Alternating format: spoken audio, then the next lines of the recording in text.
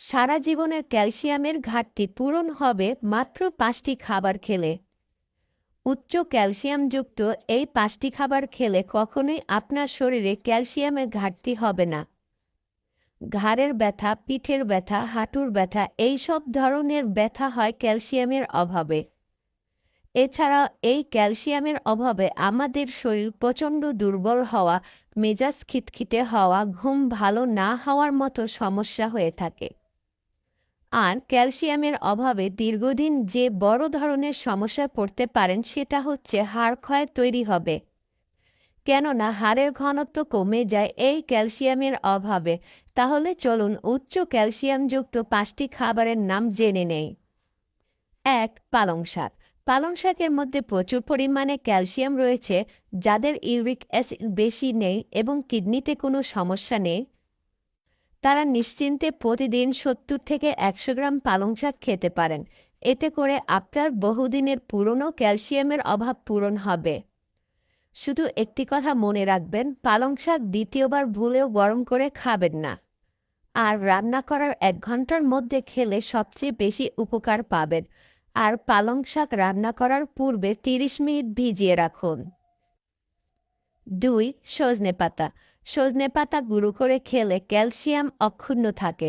মনে রাখবেন, সজনে পাতা এমনই একটা পাতা যে পাতা কমলার চেয়ে 7 গুণ বেশি ভিটামিন সি এবং কলার চেয়ে 15 গুণ বেশি পটাশিয়াম রয়েছে। এতে দুধের চেয়েও বেশি ক্যালসিয়াম, ম্যাগনেসিয়াম, পটাশিয়াম ও জিঙ্ক রয়েছে। তাই সজনে পাতাকে বলা হয় সোর্স অফ এনার্জি। আর এ পাতা খেলে শ্রমজনিত ক্লান্তি, শরীরের ব্যথা ও বিষণ্ণতা দূর হয়ে যায়। তাই সজনে পাতা ক্যালসিয়ামের উৎস হিসেবে খেতে পারেন। 3. তিল। ক্যালসিয়ামের অভাব পূরণ করার জন্য আপনি তিল খেতে পারেন। যদিও কালো তিলে ক্যালসিয়ামের পরিমাণ সবচেয়ে বেশি, আপনি চাইলে সাদা তিলও খেতে পারেন। এটি মাত্র 1 চা চামচ খেলেই 88 থেকে 89 মিলিগ্রাম ক্যালসিয়াম পাবেন, যা আপনার সারাদিনের অন্যান্য ক্যালসিয়ামযুক্ত খাবারের সমান। এই তিল আপনি খুব ভালো করে চিবিয়ে চিবিয়ে খাবেন। এটি আপনি রাতে ঘুমানোর আগে খেতে পারেন, আবার সকালেও খেতে পারেন। তবে ভারী কোনো খাবারের সঙ্গে তিল খাবেন না। হালকা খাবার যেমন দুধের সঙ্গে খেতে পারেন। 4. রাজমা। রাজমায় রয়েছে প্রচুর পরিমাণে ক্যালসিয়াম। এটাতে ক্যালসিয়ামের পরিমাণ টক দইয়ের চেয়েও বেশি।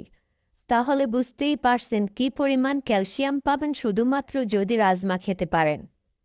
আপনি দৈনিক 100 গ্রাম রাজমা রান্না করে খেতে পারেন, তবে ভুলেও আদা সেদ্ধ খেতে যাবেন না।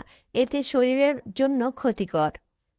মনে রাখবেন, রাজমা সাদার চেয়ে কালো এবং লালটা সবচেয়ে বেশি ক্যালসিয়াম সমৃদ্ধ। 5. টক দই। মাত্র 1 কাপ টক দইয়ে ক্যালসিয়ামের পরিমাণ 280 থেকে 290 মিলিগ্রামের কাছাকাছি। যারা হৃদরোগে ভুগছেন বা একবার স্ট্রোক হয়ে গেছে বা হাই ব্লাড প্রেশার অথবা হাই কোলেস্টেরল রয়েছে, তারা অবশ্যই টক দই খাবেন। মনে রাখবেন, টক দই দুপুরবেলা খাবেন, কিন্তু কখনোই টক দই খালি পেটে খাবেন না। টক দইয়ের সঙ্গে সামান্য পরিমাণ পানি মিশিয়ে নিয়ে খেতে পারেন। আপনার শরীরে যদি ক্যালসিয়ামের অভাব থাকে তাহলে নিয়মিত এই খাবারগুলো খেলে ক্যালসিয়ামের অভাব দূর হবে।